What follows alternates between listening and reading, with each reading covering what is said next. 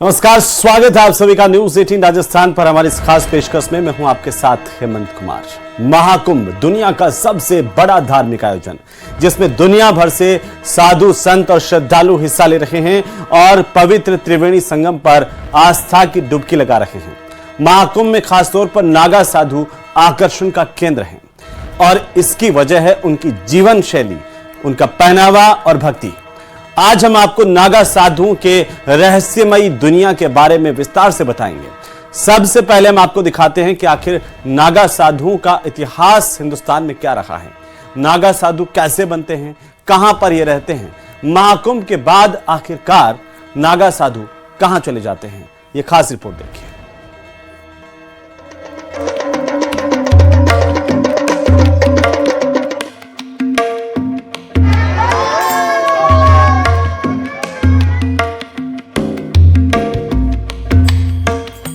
कठिन तपस्या, त्याग, बलिदान का सबसे बड़ा और जीवंत उदाहरण होते हैं नागा साधु।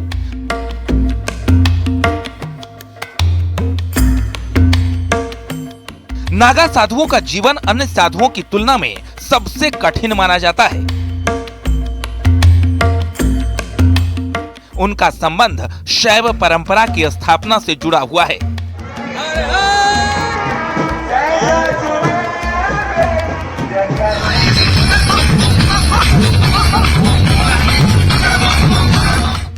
नागा साधु भगवान शिव के अनुयायी होते हैं, जिनके पास तलवार, त्रिशूल, गदा, तीर और धनुष जैसे हथियार होते हैं। नागा साधुओं को अक्सर महाकुंभ, अर्धकुंभ या सिंहस्थ कुंभ में देखा जाता है। आदि गुरु शंकराचार्य ने सनातन धर्म की रक्षा के लिए केवल साधारण सैनिक नहीं बल्कि वैदिक सैनिक तैयार किए। ऐसे सैनिकों का एक संगठन बनाया गया जिनके पास धर्म के अलावा कोई और विरासत नहीं थी। उनके एक हाथ में वेद, गीता, उपनिषद और पुराण थे, तो दूसरे हाथ में भाला, तलवार और कृपाण। आदि गुरु शंकराचार्य ने ऐसे साधु सैनिकों का एक संगठन बनाया जो साधु भी थे और सैनिक भी। इन्हें ज्ञान देना और प्राण लेना दोनों का अभ्यास था। इन्हीं योद्धा साधुओं को उन्होंने नागा नाम दिया। जब बाहरी आक्रमणकारियों ने भारत की संस्कृति को नष्ट करना शुरू कर दिया था, मंदिर तोड़े जाने लगे थे और ग्रंथों को नष्ट किया जाने लगा, उसी दौरान आदि गुरु शंकराचार्य ने एक सेना को तैयार किया। नागा साधुओं की ये सेना को तैयार किया गया ताकि भारत की संस्कृति को बचाया जा सके और इस संस्कृति को बचाने के साथ साथ उनसे मोर्चा लेने के भी लिए जो ये सेना तैयार की गई थी उसे नागा सेना का नाम दिया गया। नागा योद्धाओं की सेना तैयार करने के पीछे आदि गुरु शंकराचार्य का लक्ष्य एकदम साफ था। भारत की आत्मा, अध्यात्म और उसके मन दर्शन की रक्षा करना। इस देश की सांस्कृतिक विरासत और उसकी पुरातन धरोहरों की रक्षा करना। उन्होंने नागाओं को बाहरी आक्रमण से उनके पवित्र धार्मिक स्थलों, धार्मिक ग्रंथों और आध्यात्मिक ज्ञान की रक्षा की जिम्मेदारी सौंपी थी। आदि गुरु शंकराचार्य भारत के लोगों को ये संदेश देना चाहते थे कि जब तक एक हाथ में शास्त्र के साथ साथ दूसरे हाथ में शस्त्र न हो, तब तक धर्म की रक्षा नहीं की जा सकती। बाद में आदि गुरु शंकराचार्य ने अपने इस संदेश को भारत के कोने कोने में फैलाने और लोगों को अपनी संस्कृति, सभ्यता और धर्म की रक्षा की खातिर युद्ध भूमि में उतरने के लिए प्रेरित करने के उद्देश्य से नागा साधुओं को भेजा था। आपके मन में यह सवाल जरूर उठता होगा कि आखिर नागा साधु कैसे बनते हैं। दरअसल नागा साधुओं का संबंध शैव परंपरा से है। सनातन परंपरा को आगे बढ़ाने और इसकी रक्षा करने के लिए अलग अलग सन्यासी अखाड़ों में महाकुंभ के दौरान नागा साधु बनाने की प्रक्रिया अपनाई जाती है। भारत में नागा साधुओं का इतिहास बहुत पुराना है, लेकिन आज भी इनका जीवन आम लोगों के लिए एक रहस्य की तरह होता है। भारत में लगने वाले सबसे बड़े धार्मिक मेले महाकुंभ के कई अलग अलग रंगों में से सबसे रहस्यमयी रंग होते हैं नागा साधु। संतों के 13 अखाड़ों में से 7 अखाड़े ही नागा साधु बनाते हैं। जूना, महानिर्वाणी, निरंजनी, अटल, अग्नि, आनंद और आवाहन अखाड़ा। नागा साधु बनने की प्रक्रिया कठिन और 12 साल लंबी होती है। नागा साधुओं के पंथ में शामिल होने की प्रक्रिया में लगभग 6 साल लगते हैं। इस दौरान नए सदस्य एक लंगोट के अलावा कुछ नहीं पहनते। कुंभ मेले में अंतिम प्रण लेने के बाद वे लंगोट भी त्याग देते हैं और जीवन भर यूं ही नग्न यानी दिगंबर रहते हैं।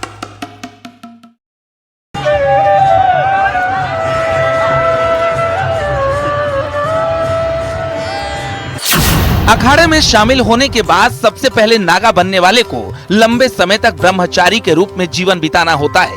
इसके बाद उसे महापुरुष और फिर अवधूत का दर्जा दिया जाता है। अंतिम प्रक्रिया महाकुंभ के दौरान पूरी होती है, जहां उसका स्वयं का पिंडदान और दंडी संस्कार संपन्न कराया जाता है, जिसे बिजवान कहा जाता है।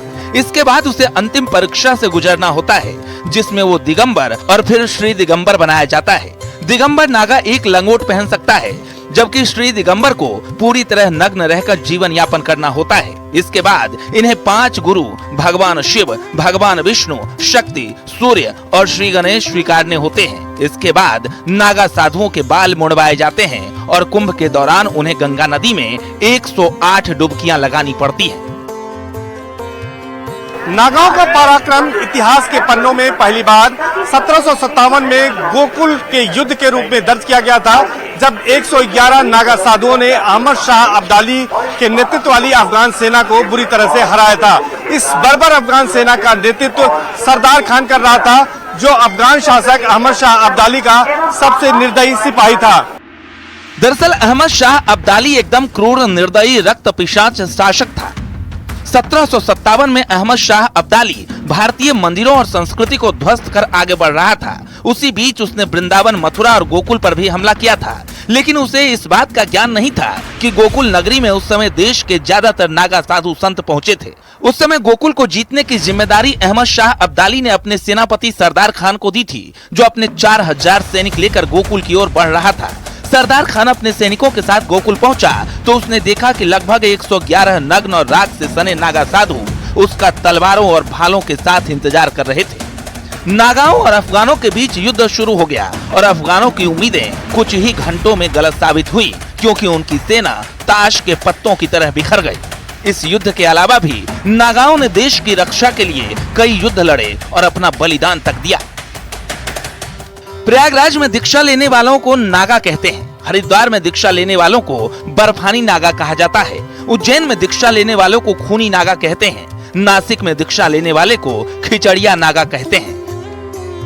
नागा साधुओं का जीवन बहुत रहस्यमय होता है। कुंभ के बाद वो कहीं गायब हो जाते हैं। कहा जाता है कि नागा साधु जंगल के रास्ते से देर रात में यात्रा करते हैं, इसलिए ये किसी को नजर नहीं आते। नागा साधु समय समय पर अपनी जगह बदलते रहते हैं, इस कारण इनकी सही स्थिति का पता लगाना बहुत मुश्किल होता है। ये लोग गुप्त स्थान पर रहकर ही तपस्या करते हैं। Bureau report, news 18। तो वैसे तो नागा साधुओं के पास आध्यात्मिक शक्ति और भक्ति के अलावा कुछ नहीं होता है, क्योंकि नागा का अर्थ ही खाली होता है। लेकिन 17 श्रृंगार ऐसे होते हैं जो नागा साधुओं के पास जरूर होते हैं, जो हर नागा साधु महाकुंभ के अमृत स्नान से पहले करते हैं। खास रिपोर्ट देखिए।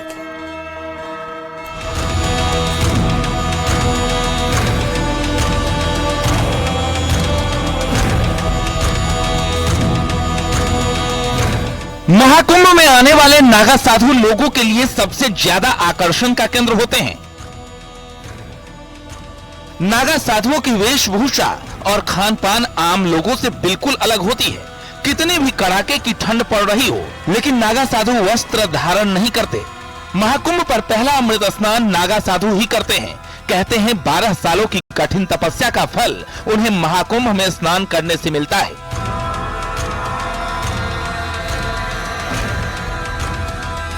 नागा साधुओं को ठंड नहीं लगने का कारण है उनकी कठिन साधना। वो अग्नि साधना करते हैं, जिससे अग्नि तत्व को अपने शरीर में इकट्ठा करते हैं और शरीर को गर्म करते हैं। नाड़ी शोधन प्राणायाम, जिससे शरीर में वायु को संतुलित किया जाता है। मंत्र जाप और भस्म का लेप। माना जाता है कि इन साधनाओं से नागा अपने शरीर को तपाते हैं। वैसे तो नागा साधुओं के पास आध्यात्मिक शक्ति और भक्ति के अलावा कुछ नहीं होता, क्योंकि नागा का अर्थ ही खाली होता है। लेकिन 17 श्रृंगार ऐसे होते हैं जो नागा साधुओं के पास जरूर होते हैं, जो हर नागा साधु महाकुंभ के अमृत स्नान से पहले करते हैं। इन 17 श्रृंगारों में भभूत, लंगोट, चंदन, पैरों के कंगन, पंचकेश, रोली का लेप, अंगूठी, फूलों की माला, चिमटा, डमरू, कमंडल, जटा, तिलक, काजल, हाथों में चूड़ी, विभूति का लेप और रुद्राक्ष। अमूमन 16 श्रृंगार होते हैं, लेकिन अमृत स्नान से पहले नागा ये सभी 17 श्रृंगार करते हैं और फिर स्नान के लिए निकलता है नागा सन्यासियों का वो समूह जिसे देखने के लिए देश विदेश से श्रद्धालु महाकुंभ में पहुंचते हैं। 17 श्रृंगार और अपने अस्त्र शस्त्र के साथ नागा संगम में पहुंचते हैं और आस्था का अमृत स्नान करते हैं, जो महाकुंभ का सबसे आकर्षण और अद्भुत होता है। नागा साधुओं के पास जो अस्त्र, त्रिशूल, तलवार और भाला होते हैं, उनका धार्मिक और सांस्कृतिक महत्व है। त्रिशूल भगवान शिव का प्रिय अस्त्र है और इसे शक्ति, सृष्टि और विनाश का प्रतीक माना जाता है।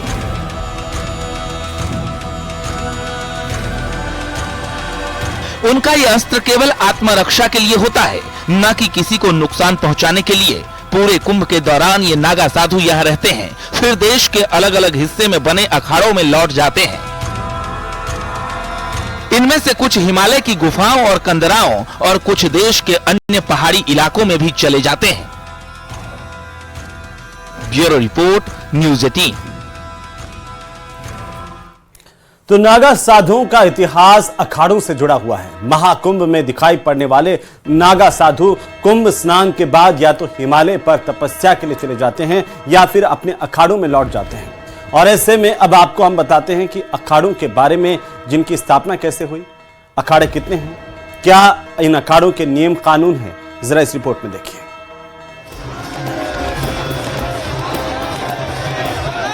सभी नागा साधु किसी न किसी अखाड़े से जुड़े होते हैं और महाकुंभ के बाद उन्हीं अखाड़ों में लौट जाते हैं।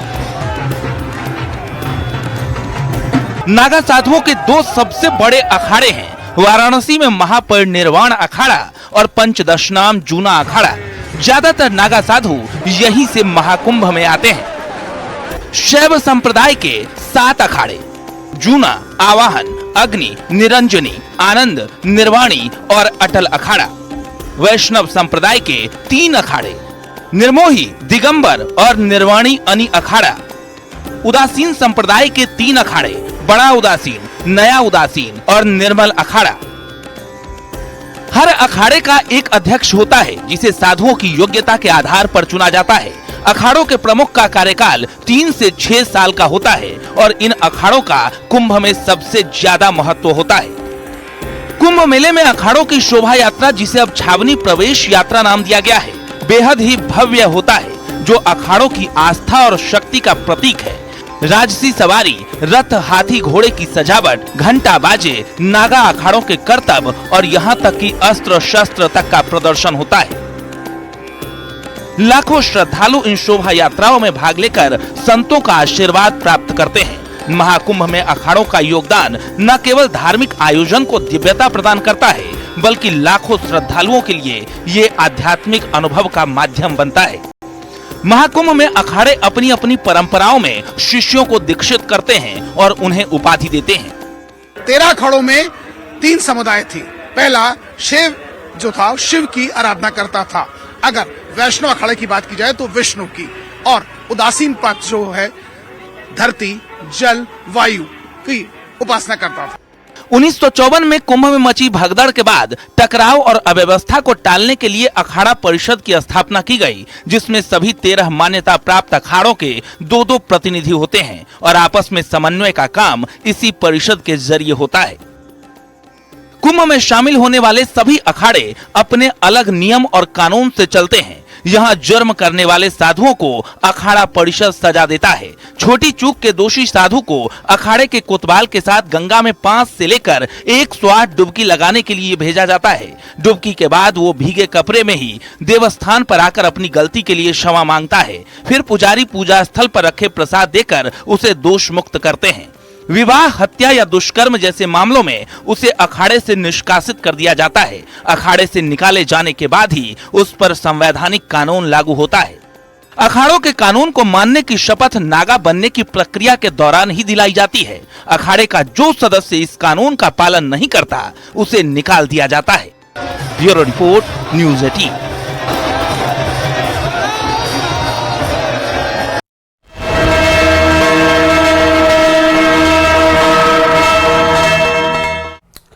और चलिए इस खास पेशकश में अब बात महाकुंभ के सबसे महत्वपूर्ण पल की, जिसे कहते हैं अमृत स्नान।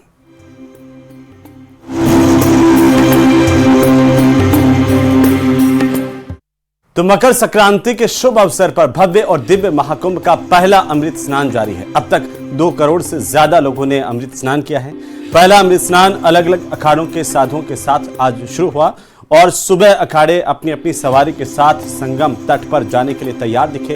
हाथी, घोड़े, ऊंट पर सवार नागा साधु संत हाथों में त्रिशूल, गदा, भाला, बर्छी लेकर जय श्री राम, हर हर महादेव के जय घोष के साथ जब संगम तट के लिए निकले तो कई किलोमीटर लंबी लाइनें लग गई। संतों, सन्यासियों और नागा साधुओं को देखने के लिए अखाड़ा मार्ग के दोनों तरफ लाखों श्रद्धालुओं की भीड़ इंतजार करते दिखाई दी। अलग अलग तस्वीरों के जरिए जरा इस अमृत स्नान के महत्व को समझिए और यहां पर आस्था के इस महाकुंभ में अमृत स्नान के लिए उत्साह को देखिए।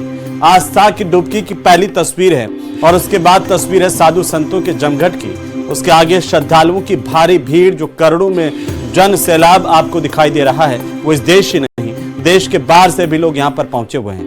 नागा साधुओं का जत्था जब अमृत स्नान के लिए निकला तो हर कोई देखता रह गया। विदेशों से भी लोग यहां पर पहुंचे हुए हैं और अंतिम तस्वीर है रथ पर सवार संतों की, जो अमृत स्नान के लिए रवाना हुए।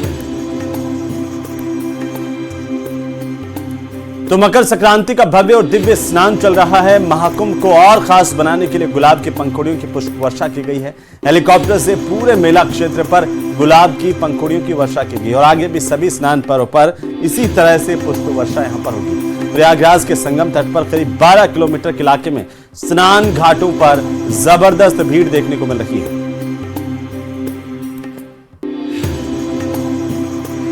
यहाँ हेलीकॉप्टर से पुष्पों की वर्षा हुई और राउंड द क्लॉक सुबह 4 बजे से हेलीकॉप्टर चलता रहा और शाम और देर शाम तक रहता रहा। तो वहीं आप देख सकते हैं एक बार फिर से पुष्पों की बारिश हो रही है और ये जो हेलीकॉप्टर है ये पूरे चक्कर पर, यानी मिल के जो अगर इस मेला कमेटी का जो ऑफिस है उससे लेकर पूरे 1 से लेकर 13 सेक्टर तक पूरा एक टर्न बना रहा है। आप देख सकते हैं कि ठीक ऊपर ये इसमें ऑफिसर्स हैं और पुलिस के और प्रशासनिक अधिकारी पूरी पैनी नजर बनाए।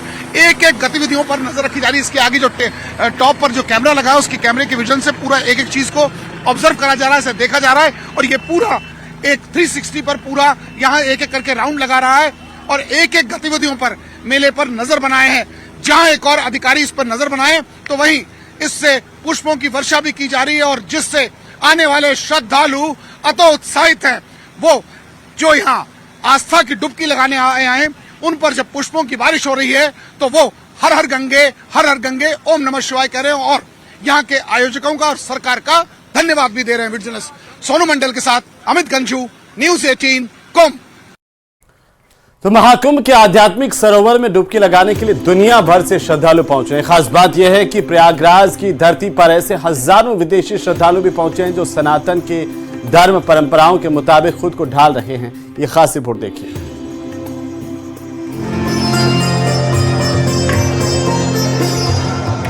आस्था और भक्ति के इस अद्भुत समागम के साक्षी पूरी दुनिया बन रही है।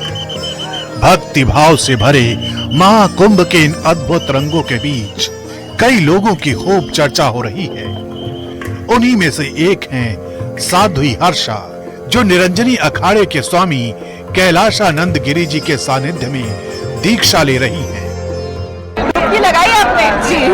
कैसा लगा? बहुत अच्छा। पहला आप चर्चा का विषय बन गई है इस कुंभ में। क्यों? देखिए, मैंने ये उम्मीद नहीं की थी कि महाकुंभ में आते ही मैं चर्चा का विषय बन जाऊंगी और मुझे लगता है थैंक्स टू मीडिया कि उन्होंने मुझे विषय बना दिया है। हिंदू आस्था के इस अभूतपूर्व उत्सव का गवाह बनने के लिए स्टीव जॉब्स की पत्नी लॉरेन भी पहुंची हुई है।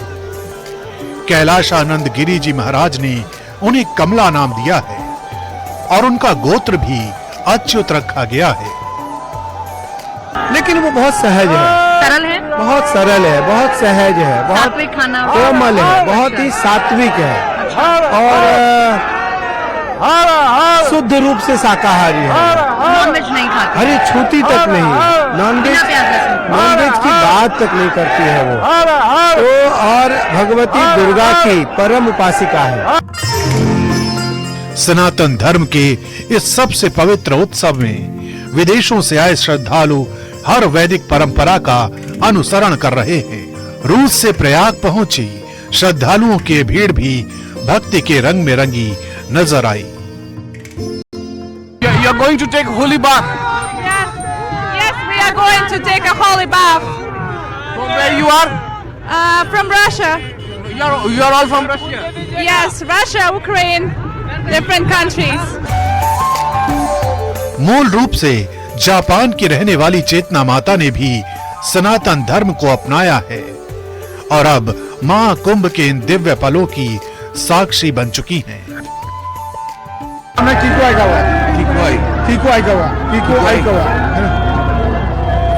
आइकावा जापानी माता है, जापान से है ना। महाकुंभ में IITN बाबा मसानी गोरख भी पहुंचे हुए हैं। एरो स्पेस और एरोनॉटिकल के छात्र रहे अभय सिंह अब सनातन संस्कृति के रंग में रंगे हैं। IIT बॉम्बे से पढ़ा हुआ ना जी। IIT बॉम्बे से एरोस्पेस इंजीनियरिंग किया ना मैंने। IIT मुंबई से? हाँ। Aerospace engineering? हाँ। तो इस अवस्था में कैसे प्राप्त हुए? तो ये अवस्था तो सबसे बेस्ट अवस्था है। ज्ञान के पीछे चलते जाओ कहाँ जाओगे। दुनिया के सबसे प्राचीन और सबसे विशाल मेले महाकुंभ के यही रंग इसे अलौकिक बनाते हैं।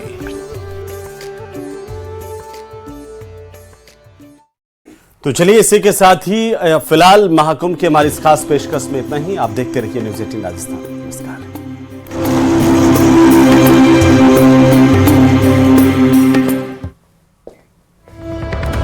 और इसी बीच राजसमंद से बड़ी खबर, 12,600 की रिश्वत के साथ पशु चिकित्सा अधिकारी की गिरफ्तारी हुई है। एसीबी ने 2 रिश्वतखोरों को यहां पर धर दबोचा है, जिसमें एक पशु चिकित्सा अधिकारी है और इसके साथ एक दलाल तरुण की गिरफ्तारी भी की गई है। पशुओं पर टैगिंग करने, मेडिकल सर्टिफिकेट जारी करने के एवज में ये पशु चिकित्सा अधिकारी ने, दलाल ने रिश्वत मांगी थी।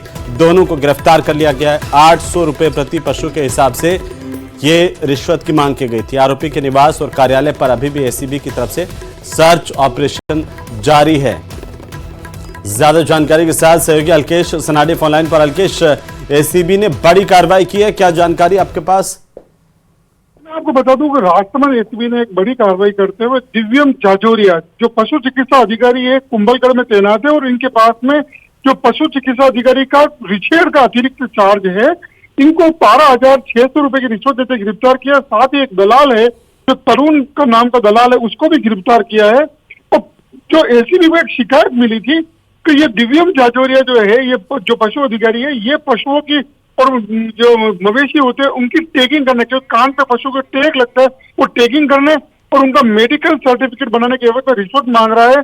और परिवादी से इसने पर पशु के लिए टैगिंग करने के लिए जो पर पशु के हिसाब से इसने जो टैगिंग करने के नाम पर इसने रिश्वत मांगी थी और 800 रुपए की रिश्वत मांगी थी पर पशु के हिसाब से। तो ऐसे में जो परिवादी ने एसीबी में शिकायत की थी, एसीबी ने शिकायत का सत्यापन करवाया और दिव्यम जाजोरिया और दलाल जो था तरुण गमेती, दोनों को 12,600 रुपए की रिश्वत लेते गिरफ्तार कर लिया है। फिलहाल जो एसीबी के एडिशनल एसपी हैं जो हिम्मत सिंह चारण, उनके नेतृत्व में जो दिव्यम जाजोरिया उसके कार्यालय और सरकारी जो उसका आवास है उस पर सर्च ऑपरेशन जारी है। जी बिल्कुल अलकेश, और इसके साथ में एक दलाल भी पकड़ा गया है, उसकी भूमिका क्या रही? जी ये दलाल जो बताया है, तरुण गमेती नाम का जो दलाल है, केलवाड़ा का निवासी है, ये मध्यस्थता कर रहा था और ये रिश्वत की राशि के लिए, ये रिश्वत की राशि लेते समय ये दलाल तरुण जो था वो मौके पर मौजूद था। तो एसीबी ने इसको मध्यस्थता करने और रिश्वत की राशि लेने के आरोप में दलाल तरुण को भी गिरफ्तार कर लिया है और एसीबी फिलहाल इसकी भी भूमिका की जांच कर रही है और इनसे दोनों से पूछताछ की जा रही है। तो कब से जो पशु चिकित्सक है वो यहाँ पर तैनात है और कितने लोगों से अक्सर इस तरह से 800 रुपए प्रति पशु के हिसाब से ये ले चुका होगा? जी, क्योंकि ये दिव्यम जाजोरिया जो है, ये केलवाड़ा में पशु चिकित्सालय का पशु चिकित्सा अधिकारी है और इसके पास में रिछेड़ का अतिरिक्त चार्ज था। ऐसे में लंबे समय से ये इस क्षेत्र में जो कार्यरत है। और फिलहाल क्योंकि ये जो टीएसपी इलाका पर लगता है, कुंभलगढ़ का क्षेत्र है, यहाँ भोले वाले लोग हैं, वो इतनी उलझी हुई चीजों में समझते नहीं और इसलिए वो शिकायत नहीं कर पाते। लेकिन जब एक परिवारी से इन्होंने रिश्वत की मांग की थी और उसके बाद पशु ज्यादा होने के कारण उसने जब पर पशु के हिसाब से इनके 800 रुपए पर पशु के हिसाब से टैगिंग करने और मेडिकल सर्टिफिकेट के लिए रिश्वत मांगी थी, तो उसकी शिकायत उसने राजसमंद एसीबी पे की थी। राजसमंद एसीबी की हिम्मत एडिशनल एसपी हिम्मत सिंह चारण, उनके नेतृत्व में पहले शिकायत का सत्यापन करवाया गया। शिकायत के सत्यापन में ये जांच के दौरान ये बात सामने आई कि पशु चिकित्सा अधिकारी दलाल के मार्फत रिश्वत मांग रहा है। एसीबी ने आज ट्रैप किया और जाल बिछाकर दोनों ही जो पशु चिकित्सा अधिकारी और दलाल दोनों को बिल्कुल अलकेश, नजर बनाए रखिए, अपडेट हम आपसे लेते रहेंगे। बहरहाल बहुत शुक्रिया तमाम जानकारी के लिए। तो एसीबी की तरफ से बड़ी कार्रवाई की गई है। भ्रष्टाचार निरोधक ब्यूरो राजसमंद की टीम ने कार्रवाई करते हुए 2 आरोपियों को धर दबोचा है।